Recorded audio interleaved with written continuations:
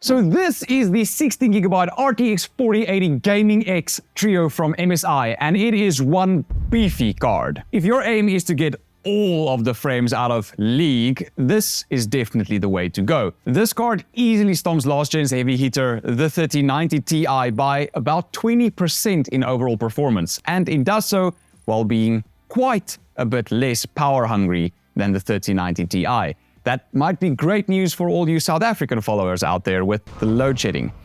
Sorry about that. The max temperatures we saw weren't even in the high 60s, and the fans never even went past 50% of their maximum speeds. Realistically, you wouldn't even be hitting those kinds of temperatures very often in your day-to-day gaming. So sorry to all the flight sim guys out there, it's a pretty quiet card. You're going to have to lose some of those immersive chopper sounds in your gaming sessions. If you do need the extra cooling though, you can switch the card into gaming mode, which will slightly boost the fan curves, making them spin a little bit faster by default. MSI stuck to what works, not changing too much of their last generation's design, and while RGB never hurt anybody, I do actually like the fact that the RGB isn't too over the top.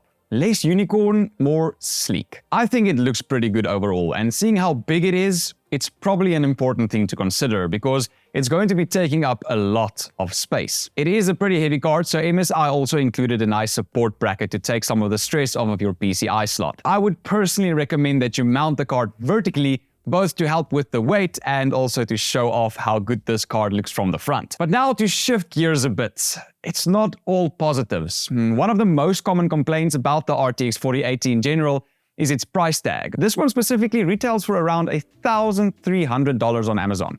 Last generation's RTX 3080 launched at an MSRP of $699. So Nvidia's climb in price in just one generation is honestly pretty steep. And while that does sound quite rough, I don't necessarily think it's that bad, especially when you consider it does beat out the more expensive 3090 Ti in performance. It's a great card, it just sits at an awkward price point compared to the other 40 series cards. However, there is always another option. You can go to the red team with AMD's closest competitor card, the RX 7900 XTX. It has a slightly more affordable MSRP and their performances are comparable.